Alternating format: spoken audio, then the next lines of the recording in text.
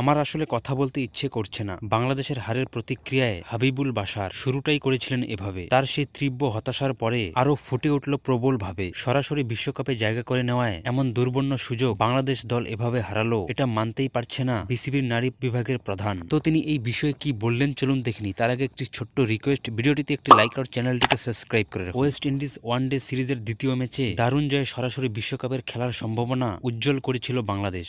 শেষ ম্যাচ জিতলেই এই বছর ভারতের অনুষ্ঠিত বিশ্বকাপে পৌঁছে যেত লিগার সুলতানার দল। কিন্তু মহা গুরুত্বপূর্ণ এই ম্যাচটিতেই বাজে ব্যাটিংয়ে প্রদর্শনী মেলে ধরে তারা ম্যাচ হেরে যান ৮ উইকেটে। স্বাগতিক ভারত ও আইসিসির ওমেন্স চ্যাম্পিয়নশিপের অন্য শীর্ষে ৫টি দল, মোট ৬টি দল সরাসরিভাবে খেলবে এই বছরের ওয়ানডে বিশ্বকাপে। ক্যারিবীয়নদের বিপক্ষে শেষ ম্যাচটি জিততে পারলে শ্রীলঙ্কাকে টপকে ৫ থেকে বিশ্বকাপে যেতে পারত বাংলাদেশ।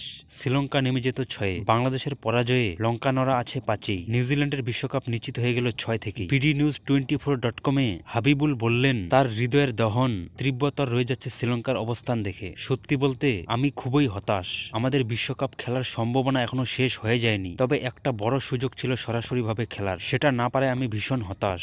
আপনি যদি পয়েন্ট তালিকায় তাকান, শ্রীলঙ্কার জায়গায় তো অন্তত আমরা থাকতে পারতাম। আজকে জিতলে আমরা ওদের উপর থেকেই কোয়ালিফাই করতে পারতাম। বিশ্বকাপ খেলতে হলে বাংলাদেশকে এখন উত্তরাতে হবে বাছাই পর্ব। আগস্ট সেপ্টেম্বর বিশ্বকাপের আগে ভারতেই হবে বাছাই। ৬ দলের বাছাই থেকে মূল টুর্নামেন্টে জায়গা করে নেবে ২টি দল। বাংলাদেশকে সেখানে লড়তে হবে West Indies, Pakistan, Ireland, Scotland ও থাইল্যান্ডের সঙ্গে। বাছাই খেলার কথা ভাবতেই হাবিবুলের আক্ষেপ বেড়ে যাচ্ছে আরো। বাছাই খুব সহজ হবে না। পাকিস্তান, ওয়েস্ট ইন্ডিজকে হারানো তো কঠিনই হবে। আয়ারল্যান্ড, স্কটল্যান্ড ভালো দল। এজন্যই বড় আফসোস হচ্ছে, দারুণ সুযোগ পেয়েছিলাম এটা হারানোর, আর সেটা আমরা হাতছাড়া করলাম।